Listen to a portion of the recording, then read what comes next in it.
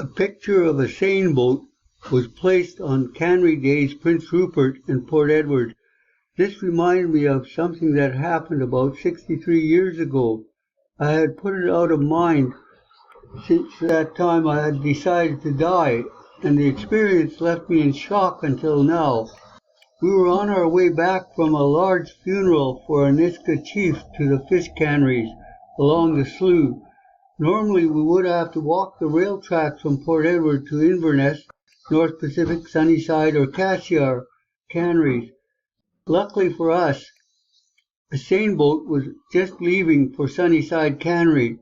The deck was packed with about 30 or 40 men in suits and ladies in their finest clothes. I stood alongside the cabin holding onto the pipe railing. The skipper thought he didn't have to go out to the buoy on the last big boulder between Port Edward and the entrance, since he had his route picked out to weave his way between the boulders at high tide. It wasn't quite high tide yet, but he must have felt that he could make it.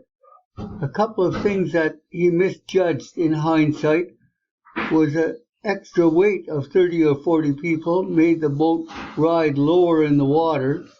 B, their weight being on deck and nothing in the hatch made the boat roll with the wave. As soon as he turned, I could see the rocks sparkling in the little waves as they do in bright, clear salt water. We got about halfway, zigzagging around the boulders, when a rogue wave lifted the boat and pushed it over a rock. We came down and I heard a crunch of breaking planks in the hull as we slid down the boulder.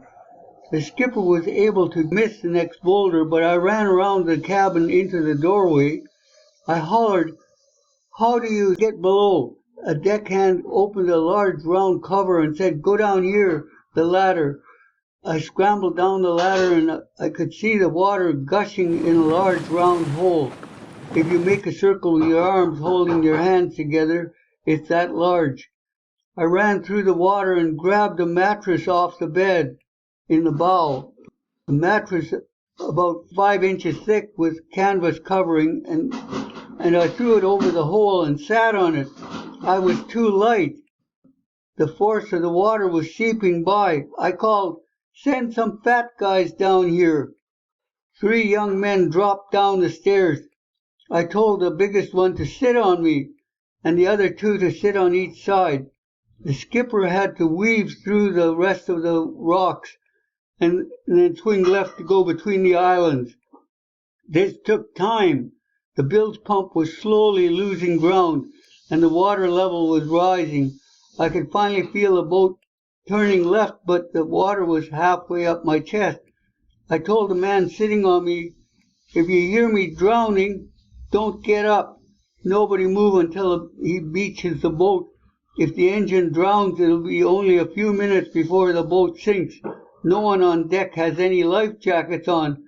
No other boat skipper will drive into the rocks to get anyone." The water was very cold and up to my chin when I heard the keel scraping as he drove the boat up the beach.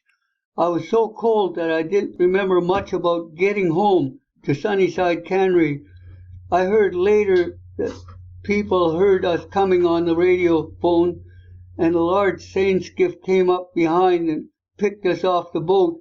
He made trips back and forth to the floats to North Pacific. I must have walked the railroad tracks to Sunnyside Cannery. Mom put warm water in the large tub, and I thawed out in it. The next day I walked the tracks back to North Pacific Cannery and to the boat on the mud held upright by 2 6x6 posts under the gunwale rail in the mud. Men had pasted black creosote around the hole and were nailing a 4x4 sheet of plywood to cover the hole. The skipper saw me and said, "I don't know what would have happened if you hadn't been there." I said everyone would have drowned. No one would drive out to the rocks to get anyone. That's your one chance that you have to follow the rules from now on, even if it costs a bit more for fuel.